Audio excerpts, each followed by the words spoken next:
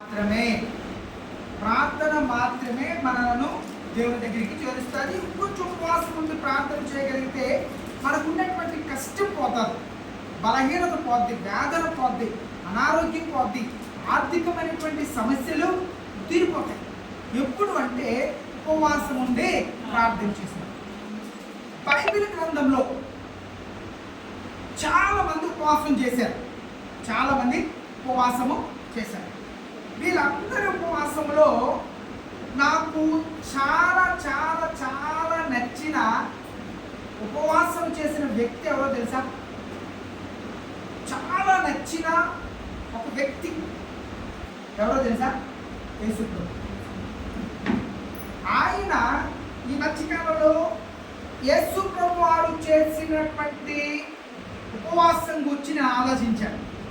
చాలాసార్లు యేసుప్రభు 40 రోజులు ఉపవాసం ఉన్నాడండి, తర్వాత వెళ్ళాడండి, సాతాను వచ్చాడండి, 3 సార్లు శోధించాడండి, అయిపోయి అది కాదు.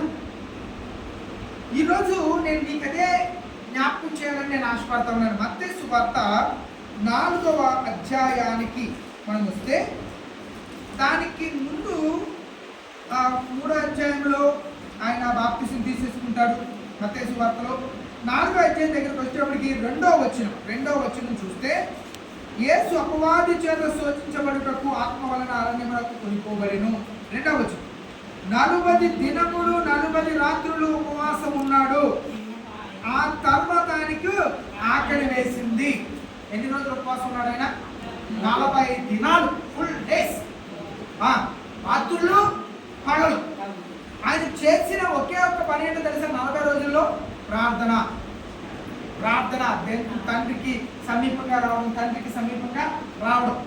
ఉపవాసం ఉన్నాడు, 40 దినాలు ఉపవాసం ఉన్నాడు, 40 దినాలు ప్రార్థన చేశాడు. ఈ రోజుల్లో ఎవరైనా ఒక 40 దినాలు ఇలా యేసుప్రభు లాంటి ఉపవాసం చేశారు అనుకోండి, చేయలేదు. వస్తే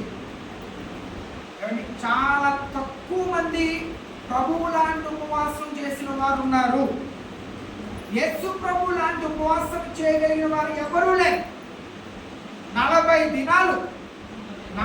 దినాలు పగలు ఎండ దెబ్బ, రాత్రి వెన్నెల దెబ్బ, ఎంత భయంకర. ఈ మధ్యకాలంలో నేను దానికోసం ఆలోచన చేస్తూ ఉంటే ప్రభు పడిన వేదన కొంచెం నేను గమనించగలిగాను.